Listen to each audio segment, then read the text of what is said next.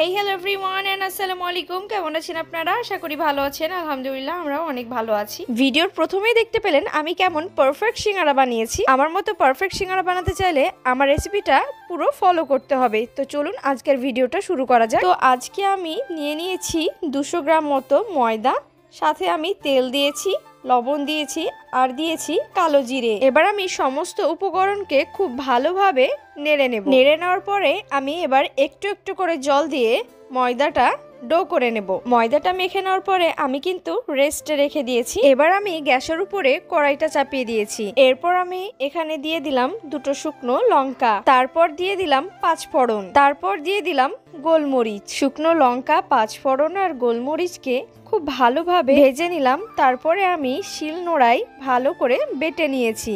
একদম গুঁড়ো গুঁড়ো না করলেও চলবে, একটু গোটা গোটা থাকলেও কিন্তু হয়ে যাবে। এবার আমি আবার কড়াই চাপিয়ে দিয়েছি, তার মধ্যে দিয়ে দিলাম সর্ষের তেল। আমি কিন্তু তেলের মধ্যে দিয়ে দিলাম পেঁয়াজ বাটা, তারপর দিয়ে দিলাম আদা রসুন বাটা, তারপর দিয়ে দিলাম হলুদের গুঁড়ো। আমি কিন্তু এখানে আলুর পুরটা তৈরি করছি। তারপরে আমি কিন্তু দিয়ে দিলাম লঙ্কার গুঁড়ো। লঙ্কার গুঁড়ো দেওয়ার পরে আমি কিন্তু খুব ভালোভাবে নেড়ে চেড়ে নিচ্ছিলাম, মানে কষে নিচ্ছিলাম আর কি। তারপরে আমি কিন্তু লবণ দিতে ভুলে গেছিলাম, তাই একটু লবণ দিয়ে দিলাম। এই পর্যায়ে আমি কিন্তু দিয়ে দিলাম চীনা বাদাম। তোমরাও আমার মতো সিঙ্গারা খেতে গিয়ে অনেক সময়ই চীনা বাদাম পেয়েছো নিশ্চয়ই, তাই আমিও দোকানের মতো ভাইব আনার জন্যই চীনা বাদাম অ্যাড করে দিলাম। এবার কিন্তু আমি এখানে গোলমরিচ আর লঙ্কার যে মশলাটা করেছিলাম সেটা কিন্তু দিয়ে দিলাম। তারপরে আগে থেকে সেদ্ধ করে রাখা আলু দিয়ে দিলাম। এবার সবগুলোকে খুব ভালোভাবে নেড়ে চেড়ে ম্যাশ করে নেব। ব্যাস, তাহলেই তৈরি হয়ে যাবে সিঙ্গারার আলুর পুরটা। এবার চলো তোমাদেরকে আমি ময়দাটা দেখাই। এই যে কেমন নরম করেছি দেখো, ঠিক এরকম নরম করবে। এইবার আমি কিন্তু সমস্ত উপকরণ নিয়ে বসে পড়েছি সিঙ্গারা বানানোর জন্য। আমার ভাবি কিন্তু আমাকে প্রচন্ড হেল্প করে। এই যে ও বেলে বেলে দিচ্ছে আর কেটে কেটে দিচ্ছে, আর আমি কিন্তু এখানে পুর ভরে পুরো রেডি করে নিচ্ছি। আমি যে এরকম ভাবে কেটেছে তোমরাও ঠিক সেভাবেই কাটবে, আর আমার মতো এই সাইডে জল দিয়ে এটাকে ঠোঙার মতো বানিয়ে নেবে। আর তার মধ্যেই কিন্তু ভরে দেবে আলুর পুরটা, দিয়ে পুরো মুখটা মেরে দেবে। তাহলে ব্যাস রেডি হয়ে যাবে 3 কোণা সিঙ্গারা। সিঙ্গারা দিয়ে কোনটা খেতে বেশি ভালো লাগে, তেঁতুলের চাটনি নাকি টমেটোর সস? নিচে কমেন্ট করে আমাকে কিন্তু জানাতে ভুলবে না। আর তোমরা কে কোথা থেকে ভিডিও দেখছো আমাকে কিন্তু অবশ্যই কমেন্ট করে জানাবে। ভিডিও ভালো লাগলে অবশ্যই লাইক কমেন্ট শেয়ার করে দেবে, আর চ্যানেলে নতুন হলে অবশ্যই সাবস্ক্রাইব করে নোটিফিকেশন অল করে দেবে, যেন আমি ভিডিও ছাড়লে সবার প্রথমে তুমি দেখতে পাও। আমার কিন্তু এখানে পুর ভরা কমপ্লিট। এইবার আমি এটার মুখ বন্ধ করব। মুখ বন্ধ করার জন্য এখানে আমি নিয়ে নেব জল। আমি এখানে ধারে ধারে জল দিয়ে দেব, তারপরে আরেকটার সঙ্গে আরেকটা চিপকে দেব। শুধু আমার মুখের কথাই কিন্তু শুনলে হবে না, তোমাদেরকে কিন্তু ভালোভাবে দেখতে হবে, না হলে তোমরা কিন্তু ভুলে যেতে পারো। এইখানে মুখটা কিন্তু একটু চেপে চেপে লাগাবে,